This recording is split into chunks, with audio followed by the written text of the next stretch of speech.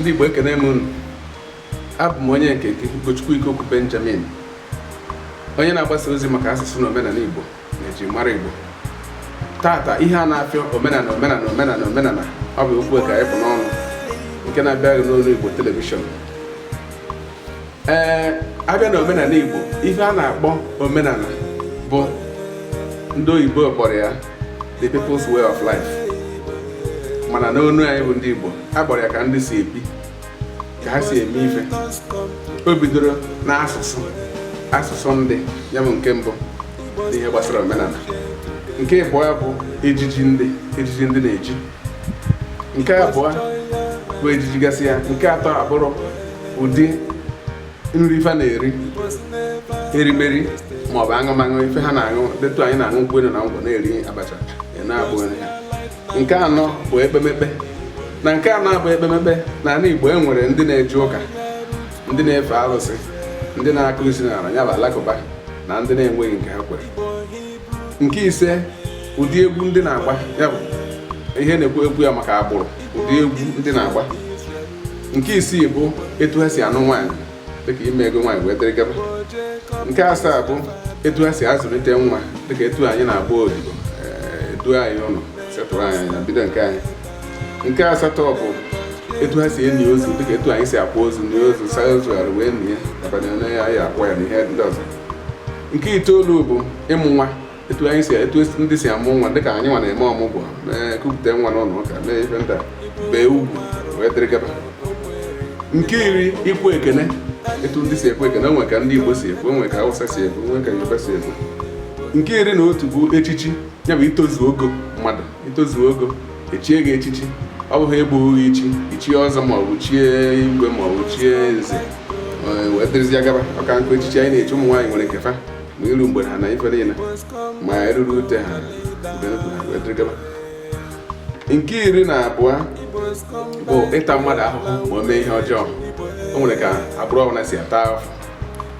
Nke iri na atọ bụ inye mmadụ onyinye ma o mere obodo ihe dị mma. O nwere ka obodo ọbụla si akwanyere mmadụ ugwu ma o mee ihe dị mma. Nke iri na anọ bụ ka ndị si arụ ụlọ, agbụrụ ọbụla si arụ ụlọ nke ha. O nwere ka ndị Igbo si arụ nke ha, nwee ụdị a na-arụ n'ugwu, nwee ụdị a na-arụ na ndịda.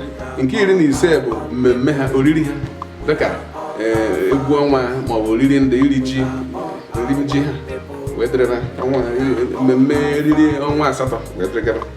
Nke iri na isii bụ ọdịnala, ọdịnobi na ọdịbendị. Ọ ihe a na-akpọ 16 institution a mewere omenala ọbụla. Abịa na nke Igbo, anyị niile mazi na ihe niile a mewere omenala Igbo. Ya bụ onye na-efe arụsị ekwesịghị ịsị na ya na-eme omenala Igbo, nke pụtara kedụzi ihe ndị na-eje ụka na-eme, kedụzi ihe ndị na-akụ isi n'ala na-eme. Ya bụ ajụọ gị kwuo na ị na-efe arụsị, ị na-eje ụka ajụọ gị kwuo na ị na-eje ụka. Ọ bụrụ na ebe alakụba ajụọ gị kwuo na ebe alakụba na ị na-akụ isi n'ala, ma ọ bụ na onweghị nke ikwere, ya bụ na ejizi na-etigharị mmadụ anya n'ụdị na ị na-eme omenala na ndị nke ọzọ bịara abịa. Na episode ọzọ ya abịa, anyị akọwasịrị unu ma etu arụsị si bata na omenala Igbo, ma etu mmanwụ si bata na omenala Igbo.